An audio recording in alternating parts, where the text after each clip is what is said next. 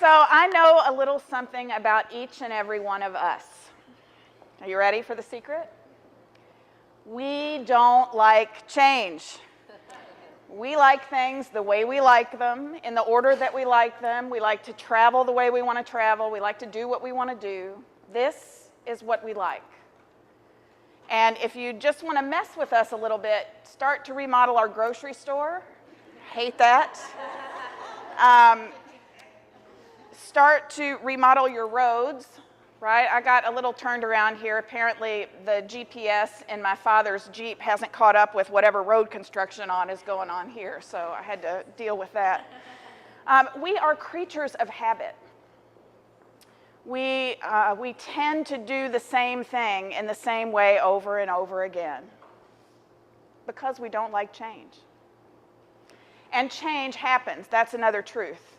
Change happens all the time. It can happen in a moment, in an instant. In 2008, at dinner with my husband, on a particularly stormy night, the phone rang. It was my son. And we don't cuss in our family, as a rule. But under the circumstances, it was okay for him to tell us there was an effing tree in the house. Literally. Bisected our home, and in an instant, our life completely changed. Nobody was hurt. All of the animals, all of the people inside were safe, but we had to move out, we had to tear it down, we had to rebuild it. And you want to talk about not liking change. Whew. I think by the time we got done rebuilding that house, I couldn't make another decision. My office, we're very colorful people too. My office, I could not make a decision about paint color. I said, paint it beige. And the painters looked at me, they were like, what? Every other room in this house is like a different color. She wants it beige. My husband said, paint it beige. Just do it. Just paint it beige. It's now bright blue and orange. So I finally got around to doing that. Change like that, change in an instant, change from crisis can wear you out, right? Change also happens gradually. How many of you have children that have grown, that have moved on and moved out of the house? How many of you have had those same kids come back? And go back out again, right? So parents, their health fails. They get older. They might decide they want to sell their house that you grew up in and move to a whole other place and have a whole other kind of life. You know these things are coming, but they happen over time and gradually, and they still hit you sort of difficult, as difficult, because it represents change in the relationship, change in what's normal. And the other time when change happens, and this is my favorite, it's because we say so, right? It's because we decide that something has to change, and we make up our mind to do it. And guess what rides shotgun with that kind of decisiveness? Anxiety, resistance, fear, doubt, all of that stuff shows up. And you might as well just go on and put it in a car seat next to you, because it's coming, right? It's coming along for the ride. It's actually probably going to say, look, it's my turn to drive. And you can say, no, no, no, I say so, right? So this is what I want to talk with you about a little bit today. I want to encourage you to think about a change that you want to make because you say so. And then I'm going to show you a few ways that you can make the changes you need to move forward with courage, with confidence, and with clarity. Does that sound like a good way to spend about 30 minutes before we eat? Well, all right, let's get started. So, at your table, there are lots of wonderful women. Turn and pair up with one of them, and I want you to tell each other, what is it that you want to change? What kind of change do you want to make? Maybe you've made a big change recently. What is that? So I'm going to give you 3 minutes to do that. All right, let's come back together as a large group. Did you feel the energy in the room kick up a notch? Yeah. So talking about change can be fun when you say so, right? So remember that. So tell me about the changes you all want to make in your lives. How about this table? What were some of the things that you all said you wanted to change? Well, I obviously want to change my punctuality. Welcome.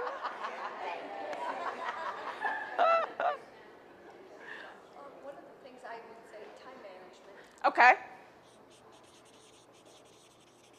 What else? Take better care of me. Yeah, self-care. Good. What else? Living in the moment. Living in the moment, being present. Good. What else? Don't sweat the small stuff.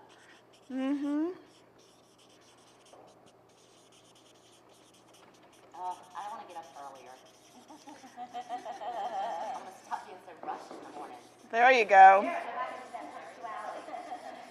Awesome. Is that everybody? Okay, so how about you all? What were some of the changes you want to make? I wanted to move forward in the next step in my career in my life and stop blocking myself. Did you say stop blocking yourself? Yeah, get out of your own way. That's usually the first person that's running defense. Okay. Home organization, that's a good one.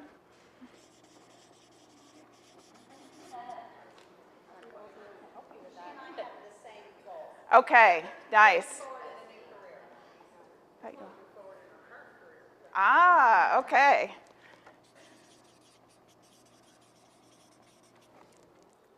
I want to stop fighting what, like, I want to go to the Ah, yeah. and for me anymore. Stop fighting and stuff. Good. Good. Has that got you all? Okay, how about you all over here? Change when I spend my time. Yes. How I spend my time. What else? When to focus on what's important. Yeah.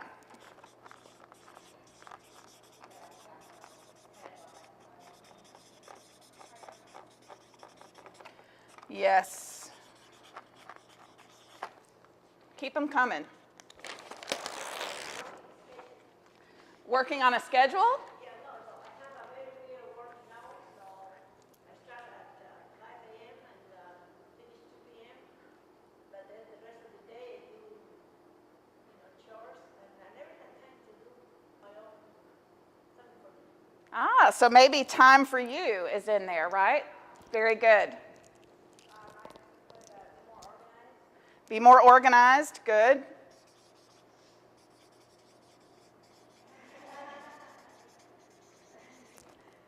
What else? I said, this is probably weird wording, but change my willingness to say yes, learn to say no. Ah, yes. I'll share with you the enlightened no. It's beautiful. It sounds just like a, ah. Yeah, it's good. Okay. So repeat what you said again. Change my willingness to say yes. Yeah, good.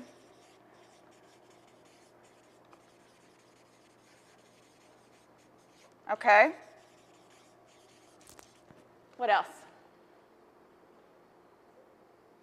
Okay. How about you all? Lasting weight loss. Lasting weight loss. Amen.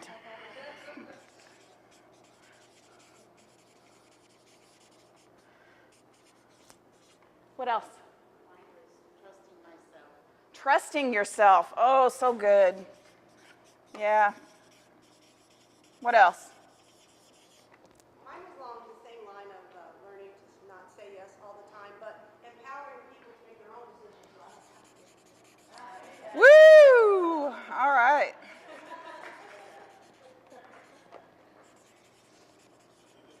That's a good one. I love it. What else? I have a laundry list. But I think it all comes down to self-care. Okay, great. All right. So thank you for sharing with each other and for sharing with me. And we will lean on these examples as we move through the 3 things I'm going to ask you to change in order to be able to do this a little bit more beautifully. Okay? So the first thing that has to change is your mindset. Your mindset is totally under your control, right? And the first thing I want to invite you to do is to get comfortable with being curious. Being curious instead of critical is the number one thing you can do to open up yourself for a completely different experience in life and in change. So at your table, I want you to look at each other as though you're curious about one another, right? Just look at each other in a way that you might, if you're curious about somebody, right? Like, ooh, where did you get that necklace? I love that dress. Tell me more about those earrings, right? Do you feel how that feels? It's open, right? And now I want you to look at each other in a critical way. So look at each other with the intent of being critical. Nobody wants to do it, do they? How does that feel? You can't smile when you're being critical. You also can't be creative. When your mind is in a negative space, you are literally incapable of being creative.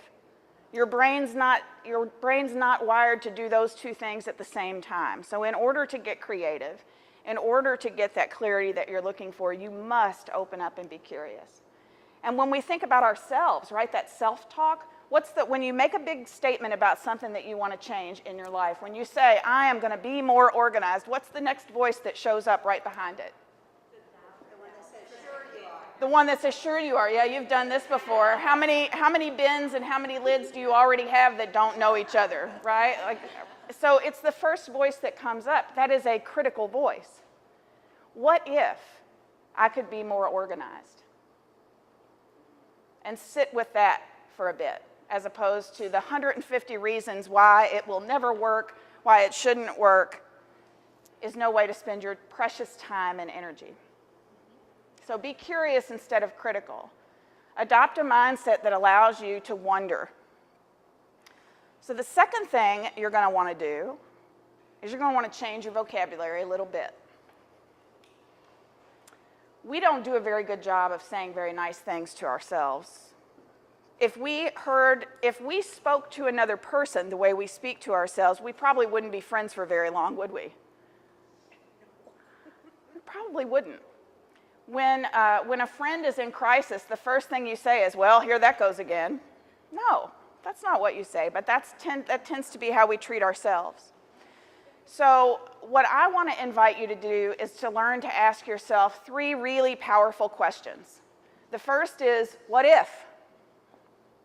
Now, I don't know how many of you can go down a rabbit hole of negative possibilities around that question, what if? What if she runs off the road in the car? What if she does this? With kids, I think it's really easy to go down the rabbit hole of all of the things that could possibly go wrong. And when I do that, and I still catch myself going down that rabbit hole from time to time, when I do that, I say, and everything could also be just fine. It's just as real that things could be okay as things could be terribly wrong in a moment. And where do I want to spend my time, energy, and effort? Do I want to spend it in fear, or do I want to spend it in faith? And I'm going to choose to spend it in faith a little bit more than I spend it in fear. The moment that I feel that, when I said fear, did anybody else get that feeling right here? Like, ugh, right? When you feel that, that's your key to shift, right? To faith and trust. But you're in control of that. So what if can be a very powerful question, especially if you're stuck. And sometimes when we start to think about the changes that we want to make, we get stuck. And that's where we're sitting in our own way. So the second question is, why not? Right? I'm going to get more organized. Why not? Why not get more organized? It's a curious question about that. Why not take better care of myself? Why not change careers? Why not get up a little bit earlier? Why not? I think it's overwhelming for people. It can be. You have to break it down. Yeah. It is overwhelming. And it can also not be overwhelming if you allow yourself to change the way you talk and think about it. When I constantly talk about how overwhelmed and busy I am, guess what I am affirming? I'm so overwhelmed and busy. I'm just affirming it. I'm continuing to attract and bring that energy towards me. And so what I want to invite you to do is to use powerful questions and use affirmations. I am right on time. I am what I'm supposed to be doing in this moment. I am present. I am organized. I am capable of putting things back where they belong from time to time. I am capable of changing the way I eat. I'm capable of changing the way I exercise. So affirming these things and talking to yourself from a place of faith and love is far more effective than continuing to live in fear, right? So what if, why not? And then my very favorite, I had a boss at the dental school who was really brilliant. She was such a great mentor. Because I said so, I went back and got a degree as an adult in 2005 in training and development. That I worked at the dental school and they paid for a portion of my tuition. It was a wonderful trade-off, right? Single mom, 2 kids, part of my tuition taken care of by U of L. It was great. But it was not exactly a wonderful, warm and fuzzy culture to work in. Very patriarchal, very slow moving, and I'm very entrepreneurial, so it made me insane that things move so slow. And when I would get particularly frustrated in the last 2 years as I was going to my degree, she would call me into her office and she would say, "Whitney, what would it look like if it worked?" And I would tell her, "Well, here's what I think. I think we need to do this, this, this." First of all, it was a way more interesting conversation than it could have gone had she just said, "What's wrong?" It was very much empowering for me to be able to think that I could possibly have the solution to something that was driving me crazy, that could possibly have impact elsewhere. And guess what? She got credit, and she didn't even have to make it so. I felt better just because I asked that question and created the possibility that there was a solution. So what if?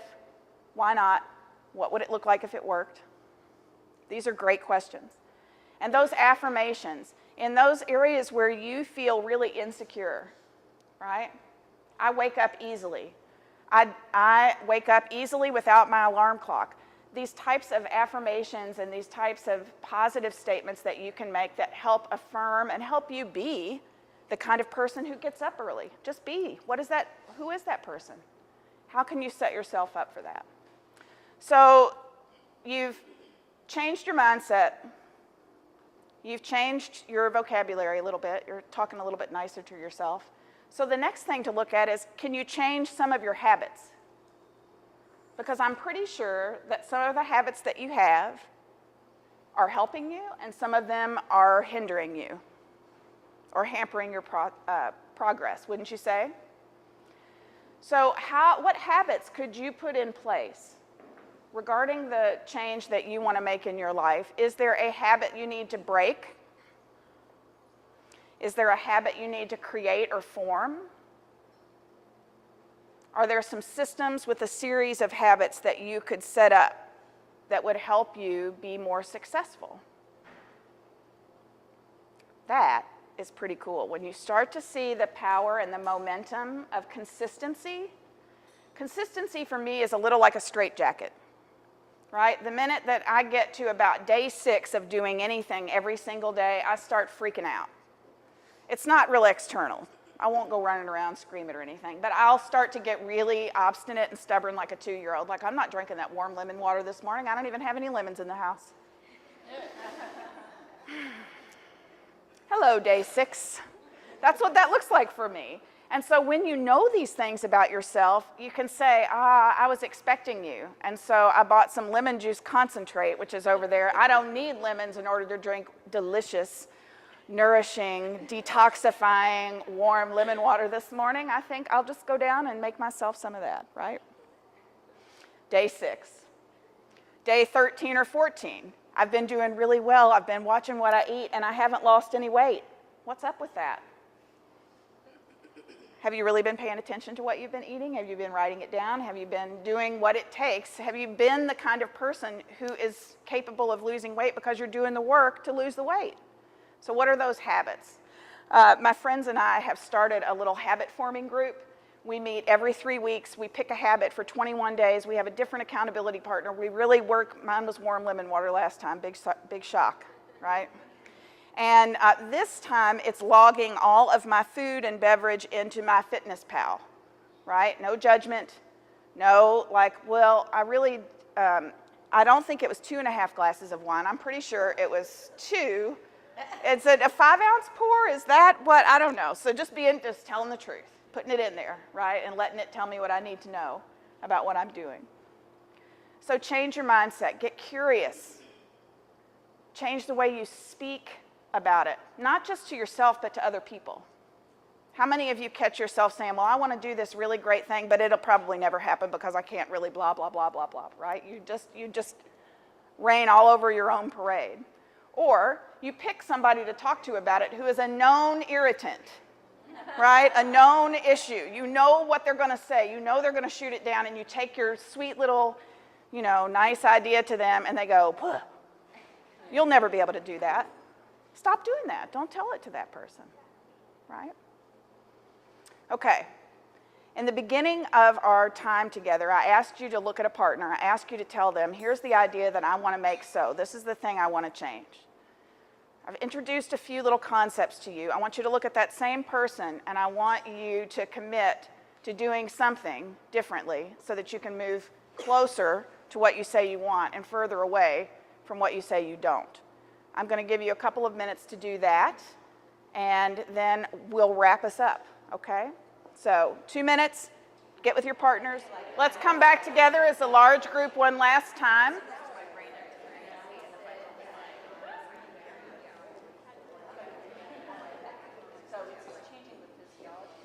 How did that feel? All right. So I'm going to give you an opportunity to declare it and share it if you feel like it. Stand up, say it, say what you're going to do, what you're going to commit to, if you want to. Not everybody has to do it.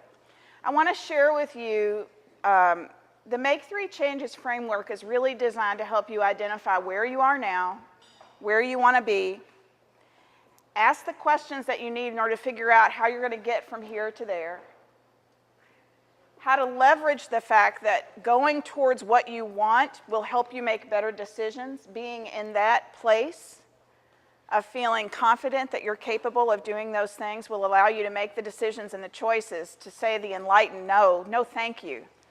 I'm moving in a different direction. But I know somebody who could help you, right? That enlightened no, because it's so connected to your purpose and what you want to do that it doesn't even make you feel bad to say it anymore because you're so clear about what you want. And that's powerful. Things are going to get in your way. Resistance is going to show up. And so ask the questions that you need to be able to move forward. Get curious about things. Change your language. Declare it and share it. Say it out loud. Say it out loud to another person. Write it down. Get it out of you and into the world. And then ask for accountability. As you finish your lunch today and you finish talking a little bit more with your partner about what you're going to do differently and how you're going to do that, maybe exchange information. Maybe be an accountability partner for that person. You might be sharing, somebody might have given birth to a possibility with you that never happened before. That's cool. That's really beautiful. And if you can think of someone in your life to be a good accountability partner, I suggest you do it because I show up differently when I'm expected somewhere. I show up differently when I'm expecting to do or expected by someone else to do something. And so submit yourself to that process of being accountable for the things that you say you want in life. My cards are on the table. If there is ever anything I can do to help hold you accountable and be present for the birth of a possibility you want to create, I'm in. I love that stuff. I'll never poo-poo your ideas. I'll always make you feel really good about it. It has been my absolute pleasure to be in this warm and lovely place.